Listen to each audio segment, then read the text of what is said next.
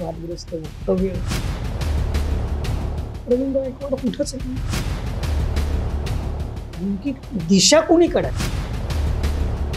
अहद Australia, तहत Canada, Sambhaji Brigade याच्यापासून संपूर्णतः अलिप्त आहे. अर्थकारण डळमळीत झालेले. नमस्कार, मी Deepak Darade. For the people न्यूजच्या आजच्या या विशेष मुलाखतीच्या कार्यक्रमामध्ये आपलं सर्वांचं स्वागत आहे. आज एका वेगळ्या विषयावरती आपण मुलाखत घेतोय. संभाजी ब्रिगेड हे नाव आता काही महाराष्ट्रासाठी नवीन नाही आहे किंवा नव्यानं सांगण्याची तशी गरज राहणार नाही.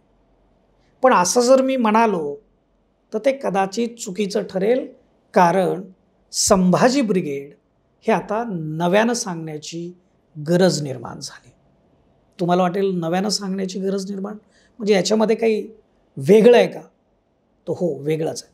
आणि त्याच विषयावरती संभाजी ब्रिगेडचे प्रदेशाध्यक्ष प्रवीण गायकवाड यांच्याकडूनच आपण ती सगळी जी भूमिका आहे, जे नव्यानं सांगण्याचं जे मी म्हणतो आहे, ते आपण समजून घेऊयात.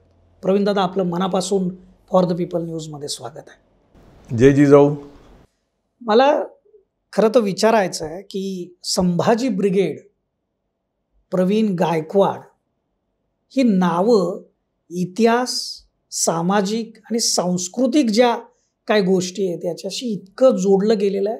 गेल्या साधारणपणे एक 20 वर्षाच्या काळामध्ये सुमारे हे नाव अधिक प्रकर्षानं समोर आलेलं आहे.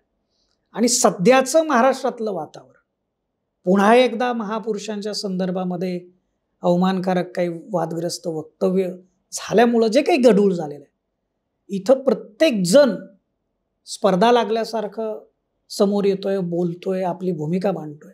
आणि ज्यांनी अनेक वेळा भूमिका मांडलेली आहे, अगदी भांडारकर इन्स्टिट्यूट फोडण्यापासून ते अनेक ऐतिहासिक संदर्भामधले ज्या काही गोष्टी समोर आल्या, घडल्या, त्याच्यामध्ये तुमचं नाव प्रकर्षानं समोर आलं. आणि आज प्रवीण गायकवाड कुठंच नाही आहे, कुठं भूमिका मांडताना दिसत नाही. संभाजी ब्रिगेड आणि आपण नेमकी दिशा कुणीकडे आहे, काही नेमकं चाललंय काय, हे खरं तर महाराष्ट्राला समजून घेण्याची हीच ती वेळ आहे. म्हणून आज तुमच्याबरोबर बोलण्याचा हा मी योग साधतोय, संधी साधतोय. काय सांगा? एक खरं आहे की महाराष्ट्रामध्ये सध्या एक वातावरण आहे. छत्रपती शिवाजी महाराजांची सातत्याने होत असलेली बदनामी असेल, सावरकरांचा वाद असेल किंवा सीमावाद असेल, मी मात्र आणि संभाजी ब्रिगेड याच्यापासून संपूर्णतः अलिप्त आहे. कारण सगळ्यात महत्त्वाची गोष्ट अशी की छत्रपती उदयन महाराज, युवराज छत्रपती संभाजी महाराज हे छत्रपती घराण्याच्या प्रतिनिधींनीच आता स्वतः पुढाकार घेऊन आंदोलनं करायला सुरुवात केलेली आहे. त्यामुळे ते जे आंदोलनं करतायत त्याच्याबरोबर आम्ही आहोत. परंतु पूर्व इतिहासामध्ये आपण जसं उल्लेख केला, जेम्स लेन प्रकरणानंतर जेम्स लेनचं जे पुस्तक होतं Hindu king in Islamic India, त्यातनं जिजाऊ आणि शिवाजी महाराजांची बदनामी झाली होती. त्यामुळे आम्ही भांडारकर प्राच्यविद्या संस्थेवर कारवाई केली. त्यानंतर लाल महालातला दादोजी कोंडे पुतळा हटवला, रायगडावरील वाघ्या कुत्र्याचं जे शिल्प होतं ते तोडलं, किंवा राम गणेश गडकरींचा पुतळा संभाजी पार्कमध्ये होता तोही आम्ही हटवला. ह्या गोष्टी खऱ्या आहेत. पण आता संभाजी ब्रिगेड 25 वर्षाची झाली, रौप्य महोत्सवी वर्ष आहे आणि आम्ही पुनर्विचार करायला लागलो. त्याच्यामागं 2-3 कारणं आहेत की ऐतिहासिक, सामाजिक, सांस्कृतिक संघर्ष करत असताना कार्यकर्त्यांचं अर्थकारण जे आहे ते डळमळीत झालेलं आहे. कारण तारुण्य असतं, उमेद असते, शिक्षण असतं, संधी असते. म्हणजे मला मागं जाऊन एक गोष्ट नमूद करायची आहे, ती म्हणजे भांडारकर प्राच्यविद्या संस्थेवर कारवाई करणाऱ्या 72 पैकी 5 लोकांचं निधन झालं होतं ज्यावेळेस निकाल आला कोर्टाकडून की ते निर्दोष आहेत. ते 5 लोक गेल्याचं त्यावेळेस प्रकर्षाने जाणवलं. त्याचं कारण बेरोजगारी असेल, आर्थिक विवंचना असेल किंवा अन्य काही कारणं आहेत, कारण ते ग्रामीण भागातून आले होते. आणि दुसरं म्हणजे मराठा क्रांती मोर्चा जे 2016ला निघाले, जवळपास 2.5 कोटी लोक रस्त्यावर आले. शांततेच्या मार्गाने, अहिंसेच्या मार्गाने हे मोर्चे निघाले. आरक्षणासाठी होते ते.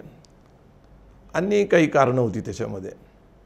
परंतु ठोक मोर्चे त्याच्यानंतर काही महिन्यांनी निघाल्यानंतर ते आक्रमक झाले, हिंसक झाले आणि जवळपास 14,000 केसेस झाल्या महाराष्ट्रात कार्यकर्त्यांवर आणि 42 तरुणांनी आत्महत्या केली, स्वतःचं आयुष्य संपवलं. हे जे नैराश्य मला दिसलं त्यातनं मला निश्चित वाटलं की आरक्षणाचं आंदोलन आता एका मर्यादेच्या पुढं मला तरी चालवता येणार नाही. अन्य लोक चालवत असतील तर त्याचं स्वागत आहे, परंतु मला समाधानी एक वाटतं की OBCमध्ये कुणबी म्हणून आणि केंद्र सरकारने 103वी घटना दुरुस्ती केली, त्याच्यामध्ये 10% आर्थिक निकषाचं आरक्षण EWS जे सुप्रीम कोर्टाने आता मान्य झालेलं आहे. त्यामुळं मी समाधानी आहे आरक्षणाबाबतीत. आता आम्ही अर्थकारणाकडे चळवळ सुरू केलेली आहे. त्याचबरोबर जागतिकीकरणाचाही आम्ही अभ्यास करतो. मला पुढचा प्रश्न हाच विचारायचा आहे की संभाजी ब्रिगेड 25 वर्षाची होत असताना, रौप्य महोत्सव साजरा करत असताना तुम्ही जसं म्हटलं आता की तुम्ही दिशा बदलता, ती दिशा सामाजिक, सांस्कृतिक आणि ऐतिहासिक कार्यापासून ते आता अर्थकारणाकडे येत आहे. तुम्ही बऱ्याचदा बोलताना तुमच्या व्याख्यानांमध्ये, तुमच्या फेसबुकवरच्या पोस्टमध्ये किंवा व्हॉट्सअपवरती येणाऱ्या तुमच्या पोस्टमध्ये बऱ्याचदा असं लिहिता की अहद ऑस्ट्रेलिया, तहद कॅनडा. तर कधी कधी अर्थ लागत नाही या गोष्टींचा. अगदी गावखेड्यामध्ये समाज विखुरलेला आहे, शेतीमध्ये समाज सर्वाधिक आहे, एकीकडं आरक्षणाचा लढा चालू आहे. मंडल आयोग येणं, मंडल आयोगानंतर आपण 1991ला आपण जागतिकीकरण स्वीकारणं, ह्या सगळ्या घटना जर आपण बघितल्या तर आपण कुठंतरी या सगळ्या घटनांकडं खूप मोठ्या प्रमाणामध्ये दुर्लक्ष केलं आहे असं मला वाटतं. मला तरी वाटतं. तुम्हाला काय वाटतं ते खरं तर जाणून घ्यायचं आहे. आपण एक समाज म्हणून आपण ह्या स्थित्यंतराकडं जर आपण रिलेट नाही करू शकलो तर बऱ्याचदा आपल्या समाजाची पिछेहाट होऊ शकते. कारण काळ बदलतो. काळ बदलणं हा काय आपल्या हातात नाही आहे. त्या गोष्टी होत राहतात. म्हणजे जागतिकीकरण येणं हे काही एकट्या माणसाच्या हातात नव्हतं, पण जागतिकीकरणाचा स्वीकार करावा लागला. तो भले जबरदस्तीनं असू द्या किंवा स्वतःच्या अनुमतीनं असू द्या, पण स्वीकार करावा लागला ही वस्तुस्थिती. त्यानंतरची त्याची काही गोड फळं आहेत. आपण चांगल्या पॉझिटिव्ह गोष्टीकडे जर बघितलं तर अनेक नसलेल्या व्यक्तीकडं बऱ्याच काही गोष्टी येऊ शकलेल्या. त्याची उदाहरणं म्हणजे मला फार प्रकर्षानं जाणवली ती म्हणजे आपण पार्टिशनच्या वेळी सिंध प्रांतातून जो काही सिंधी समाज आपल्याकडे आला, तर ही सिंधी लोक आज तुम्हाला जगातल्या कुठल्याही देशात दिसतात. आपल्या देशाचा विचार केला तर कुठल्याही राज्यात आणि कुठल्याही शहरात दिसतात. ती व्यापारी आहेत, उद्योजक आहेत. तीच गोष्ट गुजराती समाजाची, तीच गोष्ट जैन समाजाची. म्हणजे खरं तर आपण यांचा आदर्श घ्यायला हवा असं मला नेहमी वाटतं. कारण त्यांच्याकडे उघड्या डोळ्यांनी जर आपण बघितलं तर आपण उद्योग व्यापारामध्ये आपलीही काही पावलं आपण पुढे टाकू शकतो. त्याच अनुषंगानं संभाजी ब्रिगेड काम करायला सुरुवात करते. पण हा जो बदल आहे हा नेमका कसा झाला आहे? कारण इतकं स्थित्यंतर मोठं, एकीकडं तोडफोड, झोडमार, पुतळा हटवणं, भांडारकर इन्स्टिट्यूट फोडणं, ते इकडे एकदम अर्थकारण बदलवणं आणि एक आर्थिक गडी आपल्या समाजाची बसली पाहिजे. आपली तरुण जी युवा पिढी आहे ती उद्योगामध्ये आली पाहिजे. हे स्थित्यंतर इतकं ड्रास्टिक चेंज लेवलला कसं काय झालं? नाही, 25 वर्ष फार मोठा काळ आहे आणि सामाजिक आंदोलनं ही भावनिक आहेत. काही इतिहासातील चुका असतील, काही घोडचुका असतील, त्याच्या दुरुस्तीतनं फारसं काही सामाजिक आपण जर सोडलं, भावनिक सोडलं, तर व्यावहारिक काही मला दिसलं नाही. आणि आज जर आपण मागं जाऊन विचार केला तर मी निश्चितच सांगेल की 90ला मंडल कमिशन आलं आणि त्यांनी जी जागृती झाली आरक्षणाची, त्यामध्ये सगळ्या जातींनी स्वतःच्या संघटना काढल्या, आपल्या जातीच्या हितासाठी शिक्षण आणि नोकरीतल्या आरक्षणाचा आग्रह धरला. तसंच मराठा समाजाने सुद्धा धरला. परंतु त्यातनं फारसं काही साध्य होत नाही हे सुद्धा माझ्या लक्षात आलं. कारण मी मराठे शूद्र नावाचं पुस्तक लिहिलं, आरक्षण नावाचं पुस्तक लिहिलं आणि हा लढा जवळपास अण्णासाहेब पाटलांपासून 1982 पासून अण्णासाहेबांनी स्वतःला गोळी मारून स्वतःचं आयुष्य संपवलं, तिथपासून ते आज 22पर्यंत बघितलं तर 40 वर्ष झाले. म्हणून change is the rule of nature, निसर्गाचा नियम बदल आहे आणि सातत्याने होत असतो. आता खरं तर याला कारण मूळ जे आहे ते लॉकडाऊनमध्ये ज्यावेळेस संपूर्ण जग थांबलं होतं, देश थांबला होता, अगदी छोटी छोटी गावाची स्थिती अशी होती की सगळं बंद होतं.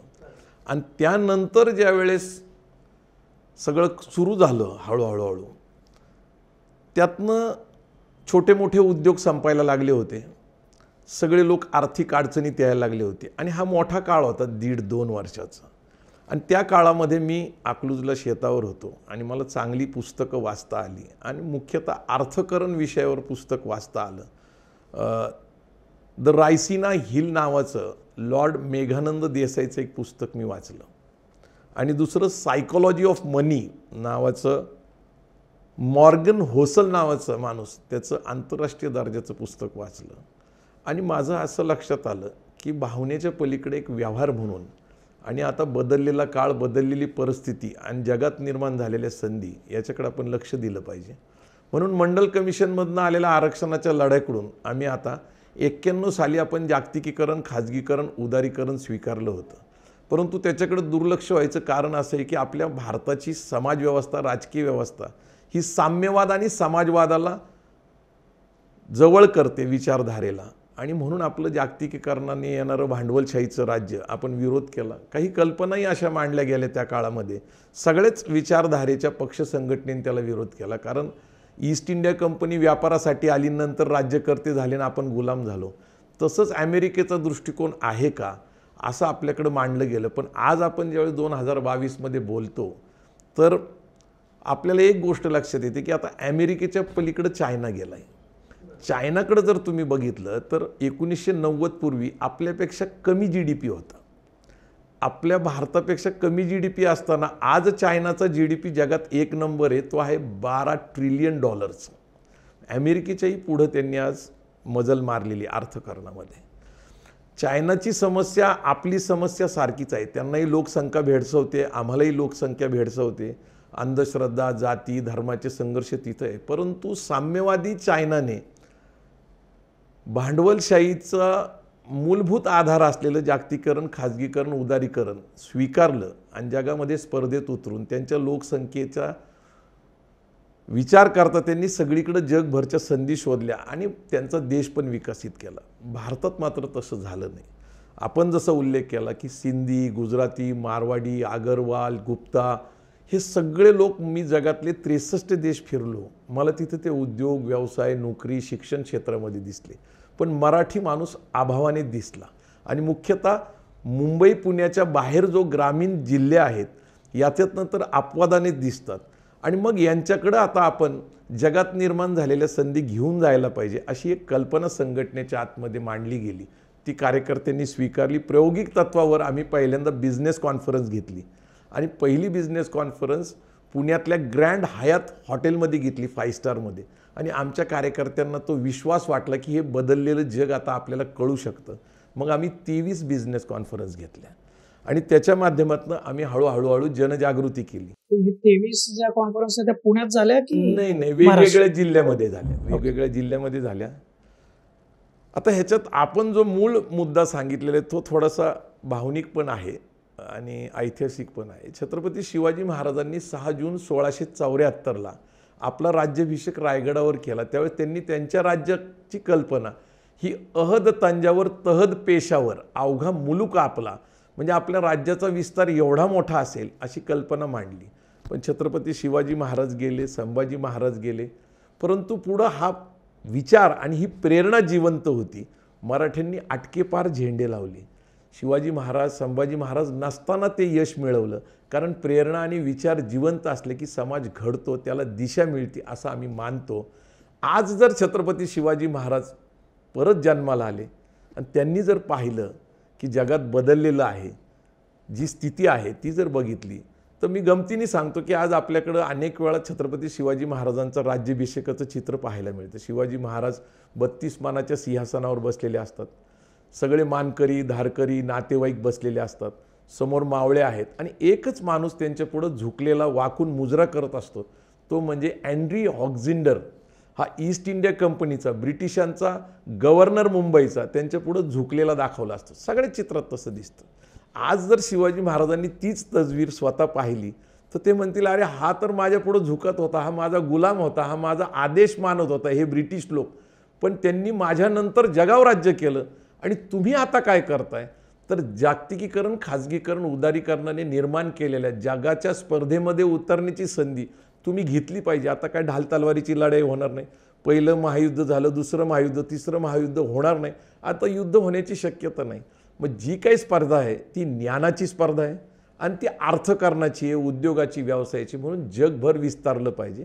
आणि याच्यात मला एक गोष्ट प्रकर्षाने जाणवती की जगात संधी कशा निर्माण झालेल्या आहेत ते मला आपल्याला सांगणं गरजेचं आहे. की जापान असेल, रोमानिया असेल, पोलंड असेल, डेन्मार्क असेल, असे मी अनेक देशांची माहिती गोळा केली. जर्मनी असेल, तिथं 2 मुद्दे आता मला प्रकर्षाने जाणवलेत.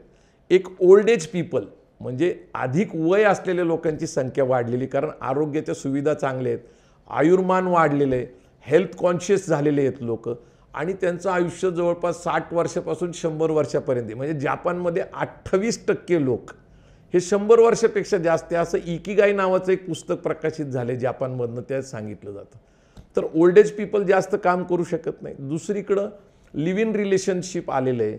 दाम्पत्य जीवन असं झालं की मूल जन्माला घालत नाही, किंवा घातलं तर एखादं. त्यामुळे युथ जे आहेत, तरुण, यांची संख्या प्रचंड कमी झालेली अनेक देशामध्ये. त्यामुळं चायनातनं तर अनेक लोक बाहेर गेलेले आहेत, त्यांच्यासुद्धा देशातनं, आपल्याही देशातनं जातात. पण सध्या या अनेक देशांमध्ये, मुख्यतः विकसशील देशामध्ये, युथ स्ट्रेंथ कमी आहे. तरुणांची संख्या कमी असल्यामुळं त्यांना मुख्यतः भारतातून शिकलेले, किमान ग्रॅज्युएट आणि त्यांच्या भाषा येणारे लोक पाहिजेत. जसे Japanese, French, Spanish, German, English, अशा भाषा जर तुम्हाला येत असेल तर जगभरामध्ये आज 50 लाखपेक्षा जास्त नोकऱ्या उपलब्ध आहेत. आणि मला असं वाटतं, जर संभाजी ब्रिगेडनी हे कार्य ताकदीने चालवलं तर पुढच्या 25 वर्षामध्ये मी 20 लाख तरुण परदेशामध्ये नोकरी, उद्योगासाठी गेलेले पाहतो. गेल्या काही वर्षामध्ये संभाजी ब्रिगेड या दृष्टिकोनातून पावलं टाकताय, काम करताय. तुम्ही अनेक लोक परदेशवारीसाठी नेले, दुबईला नेले, त्यांना उद्योग दाखवला, व्यापार दाखवला, आणि त्याच्यातून काही स्थित्यंतरं सुरू झाली. हे 8,000च्या आसपास लोक तुम्ही परदेशामध्ये घेऊन गेलेले, साधारणपणे 800च्या आसपास उद्योजक आज घडवलेले आहेत. तर हे सगळं जे काम सुरू होतं ते कसं सुरू होतं? नाही, मी व्यावसायिक आहे, मी बिझनेसमॅन आहे. मी बिझनेस कॉन्फरन्स ज्या आमच्या संघटना आहेत, MEA आहे, मराठा एंटरप्रेनर्स असोसिएशन, मराठी बांधकाम व्यावसायिक संघटना, क्रीडाई, याच्या माध्यमातून मी बिझनेस कॉन्फरन्सला परदेशात जायला लागलो. आणि परदेशात गेल्यानंतर माझं असं लक्षात आलं की हे आपलं सामाजिक बांधिलकी आहे, की आपण ज्या सामाजिक चळवळीत काम करतो त्यांनाही याचं ज्ञान द्यावं. आणि मग हळूहळू चर्चासत्र, मग आम्ही सगळ्यात पहिल्यांदा बारामतीचे KVKमध्ये, कृषी विज्ञान केंद्रामध्ये, जवळपास 450 लोकांना घेऊन एक रेसिडेन्शियल कॅम्प घेतला बिझनेसचा. त्याच्यामध्ये आम्ही बारामती टेक्स्टाईल असेल, कृषी विज्ञान केंद्रातले प्रयोग असतील शेतीविषयाचे, किंवा डायनॅमिक डेअरी असेल दुधाची, किंवा अशा अनेक ठिकाणी भेटी दिल्या. आणि मग त्यातनं पहिल्यांदा लक्षात आलं की सगळ्यांना ते आवडतं आहे.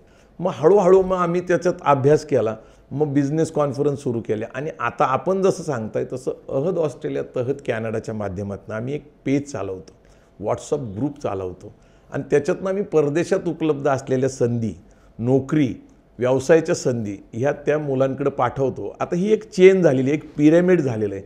आणि आम्ही आमच्या माध्यमातून गेलेला प्रत्येक व्यक्तीचा जाताने सन्मान सत्कार करतो आणि त्याला विनंती करतो की किमान तुझ्या मागं एकाला तिथं परदेशात तुझ्याबरोबर नोकरी मिळाली पाहिजे.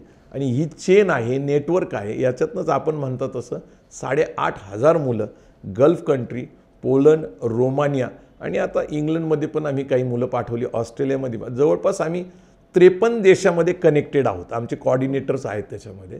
आणि आपण व्यवसायाच्या संबंधात म्हणतात तर मिटकॉनची आम्ही मदत घेतो.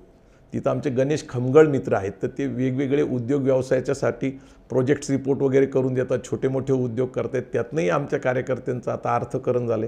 मला अभिमान वाटतो की संभाजी ब्रिगेडचे प्रमुख पदाधिकारी आजच्या तारखेला किमान 1 कोटीचा व्यवसाय वार्षिक करायला लागले, जे की पूर्वी काहीच करत नव्हते. फार फार मोठी स्थित्यंतराची आणि एक आर्थिक क्रांतीची गोष्ट तुम्ही सांगताय.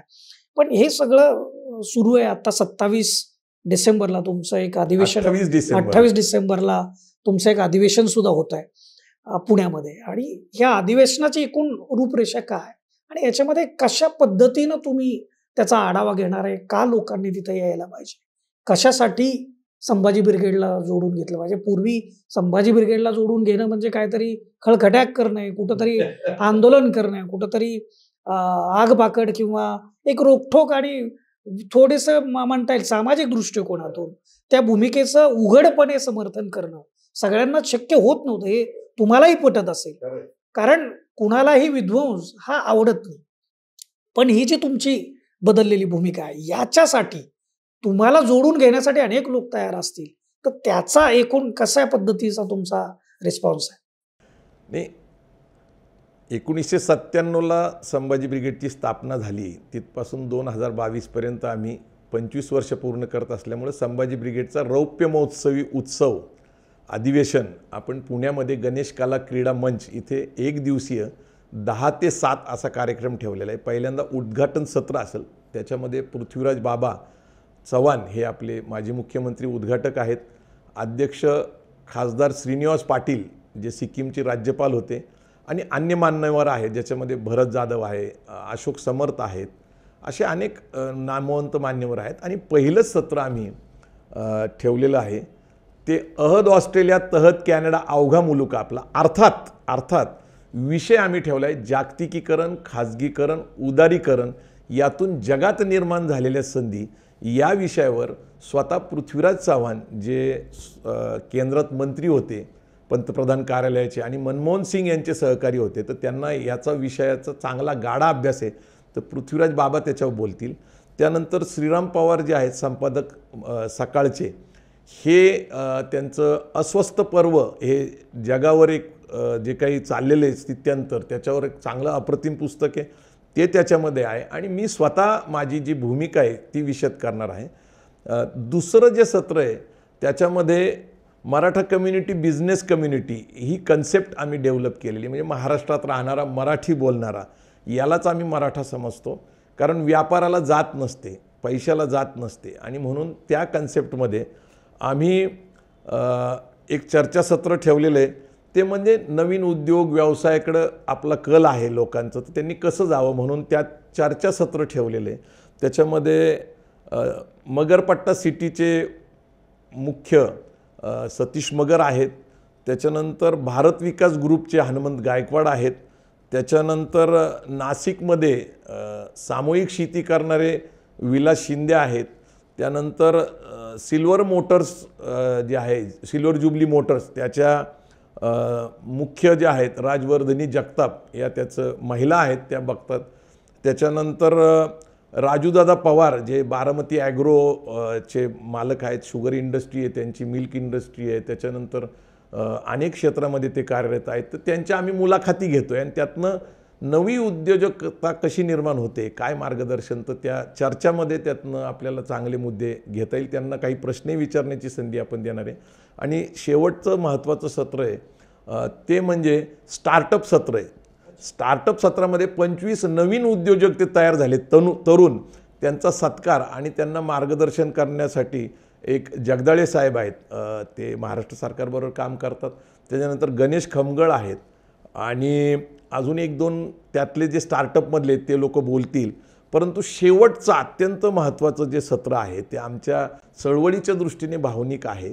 आम्ही ऋणानं बंद ज्यांचं मानतो ते डॉक्टर आहा साळुंके सर, प्राच्यविद्या पंडित, डॉक्टर जयसिंगराव पवार इतिहासाचे अभ्यासक, सत्यशोधक, त्यानंतर इतिहासाचार्य मामा देशमुख, या 3 महाविभूतींचा सत्कार आम्ही लोकनेते शरद पवार साहेब, माजी केंद्रीय मंत्री आणि त्या कार्यक्रमाचे अध्यक्ष छत्रपती शाहू महाराज कोल्हापूर यांच्या अध्यक्षतेखाली त्या कार्यक्रमाला स्वतः बाबा आढाव उपस्थित राहणारे आणि नामवंत दिग्दर्शक नागराज मंजुळे या कार्यक्रमाला उभा राहणारे. तर हे ऋणानं बंद सामाजिक चळवळीचं ज्यांनी आम्हाला शिवराय फुलेशाह आंबेडकर सांगितले आणि आज आम्ही त्यांच्या युगात जगतोय असे डॉक्टर आहा साळुंके, डॉक्टर जयसिंगराव पवार आणि मामा देशमुख यांचा जीवन गौरव पुरस्कार आम्ही देऊन सत्कार करणार आहोत. तो खूप भावनिक क्षण आहे आणि मला असं वाटतं की संपूर्ण बहुजन समाजाला माझी विनंती आहे की या कार्यक्रमाला येऊन आम्हाला उत्स्फूर्त पाठिंबा द्यावा. भावनिक आहे आम्ही 25 वर्ष पूर्ण होत असताना आणि माझी विनंती आहे की हा कार्यक्रम यशस्वी करण्यासाठी सगळ्यांनी सहकार्य करा. शेवटचा प्रश्न विचारतो की या सगळ्या तुमच्या चळवळीमध्ये, कारण चळवळच म्हणावी लागेल, कारण या आर्थिक क्रांतीच तुम्ही सुरू केलेली आहे आणि 8,000च्या वरती लोक तुम्ही 53-56 देशांमध्ये तुमचे रिप्रेझेंटेटिव्ह आज आहेत आणि याला खऱ्या अर्थानं आर्थिक क्रांती म्हटलं पाहिजे. कारण ज्या गावखेड्यामध्ये परदेशामध्ये जाणाऱ्या व्यक्तीचं म्हणजे संख्या ही खूप कमी आहे, त्या ठिकाणची मुलं आज तुम्ही परदेशामध्ये नोकरी किंवा व्यवसायाच्या निमित्तानं पाठवताय, त्याच्यासाठी सगळी यंत्रणा उभी करतायत, त्याच्यासाठीचं प्रबोधन करताय. हे सगळं करत असताना आज जर तुम्हाला कोणाला संपर्क करायचा असेल, तुमच्या या मुवमेंटला जोडून घ्यायचं असेल, कारण आज यंत्रणा म्हणून काय अस्तित्वात आहे हा खरं माझ्यासाठी प्रश्न आहे. म्हणून सगळ्या महाराष्ट्रातल्या तमाम जनतेला कळावं, युवकांना कळावं, ज्यांच्या मनामध्ये परदेशामध्ये जाऊन काहीतरी करण्याचा विचार येईल, त्यांना जर तुमच्याशी जोडून घेताची इच्छा झाली तर त्यांनी कुठं संपर्क करावा?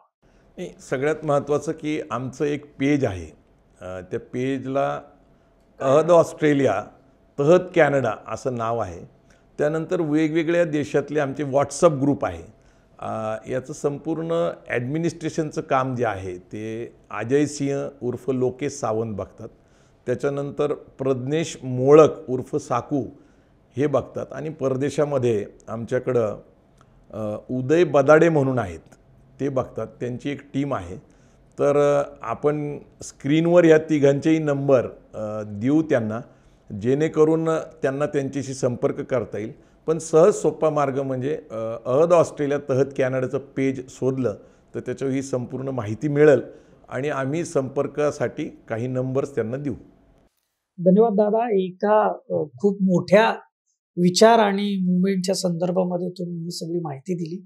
एखादी संघटना म्हणजे सुरू होते, 25 वर्ष पूर्ण करते आणि ती स्थित्यंतराची गोष्ट असते की संघटनेमध्ये सुद्धा काळानुरूप बदल होण्याची अपेक्षा असते. काळ जसा बदलतोय तसंच समाज बदलत असतो, देश बदलत असतो, जग बदलत असतं आणि त्या सगळ्या बदलाला तुम्ही स्वीकारताय आणि आपल्या समाजाची गरज काय आहे ती समाजाची गरज ओळखून तशी पावलं तुम्ही टाकताय आणि जे आर्थिक स्थैर्य आपल्या समाजामध्ये पण यायला पाहिजे, जे आपण जगामध्ये बघतोय ते आपल्या समाजापर्यंत पोहोचायला पाहिजे. म्हणून जे काही तुम्ही आत्ता कार्य हाती घेतलंय त्याला फॉर द पीपल न्यूजच्या वतीनं मनापासून शुभेच्छा देतो.